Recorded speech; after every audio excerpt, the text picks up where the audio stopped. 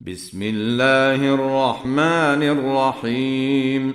الرحمن علم القرآن، خلق الإنسان، علمه البيان. الشمس والقمر بحسبان، والنجم والشجر يسجدان، والسماء رفعها ووضع الميزان ألا تطغوا في الميزان وأقيموا الوزن بالقسط ولا تخسروا الميزان. والأرض وضعها للأنام، فيها فاكهة والنخل ذات الأكمام، والحب ذو العصف والريحان. فبأي آلاء ربكما تكذبان؟ خلق الإنسان من صلصال كالفخار، وخلق الجان من مارج من نار. فبأي آلاء ربكما تكذبان؟ رب المشرقين ورب المغربين، فبأي آلاء ربكما تكذبان؟ مرج البحرين يلتقيان، بينهما برزخ لا يبغيان. فبأي آلاء ربكما تكذبان؟ يخرج منهما اللؤلؤ والمرجان. فبأي آلاء ربكما تكذبان؟ وله الجوار المنشآت في البحر كالأعلام. فبأي آلاء ربكما تكذبان؟ كل من عليها فان، ويبقى وجه ربك ذو الجلال والإكرام. فبأي آلاء ربكما تكذبان؟ يسأله من في السماوات والأرض، كل يوم هو في شأن. فبأي آلاء ربكما تكذبان؟ سنفرغ لكم أيها الثقلان. فبأي آلاء ربكما تكذبان؟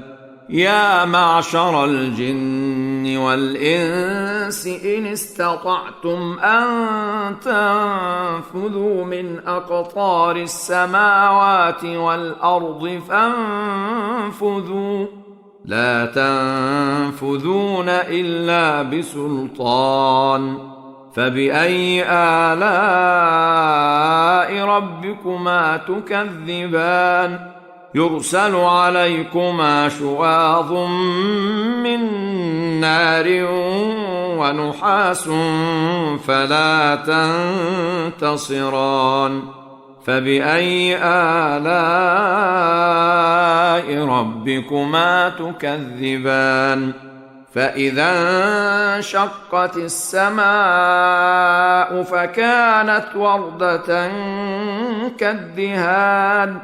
فبأي آلاء ربكما تكذبان؟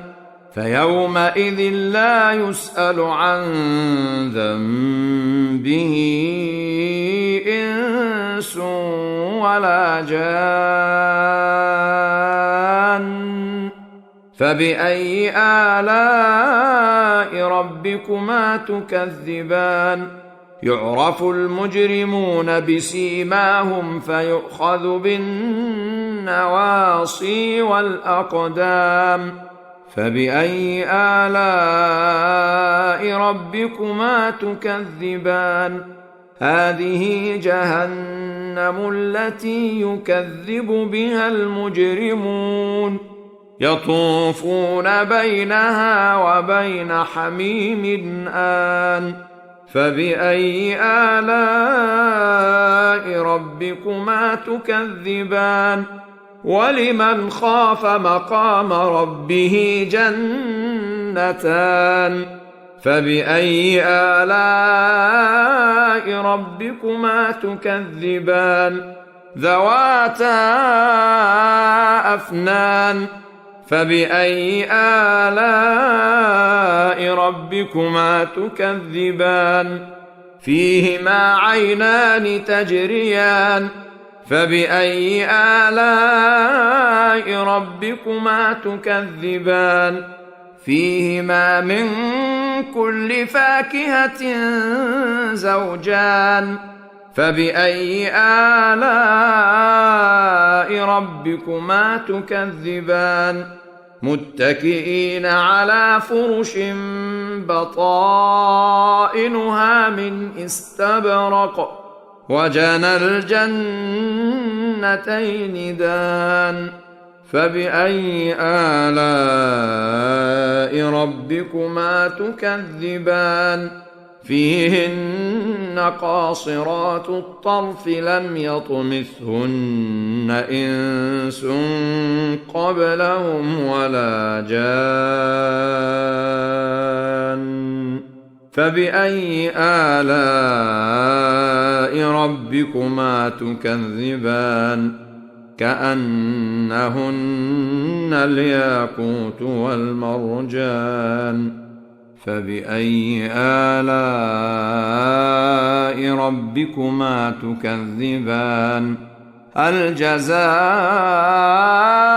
الإحسان إلا الإحسان فبأي آلاء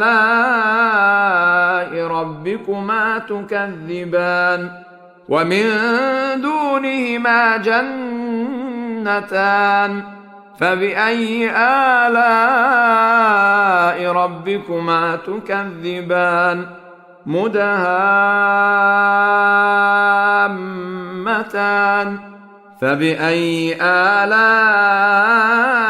ربكما تكذبان فيهما عينان نضاختان فبأي آلاء ربكما تكذبان فيهما فاكهة ونخل ورمان فبأي آلاء ربكما تكذبان فيهن خيرات حسان فبأي آلاء ربكما تكذبان حور مقصورات في الخيام فبأي آلاء ربكما تكذبان لم يطمثهن إنس قبلهم ولا جان فبأي آلاء ربكما تكذبان متكئين على رفرف خضر وعبقري حسان فبأي آلاء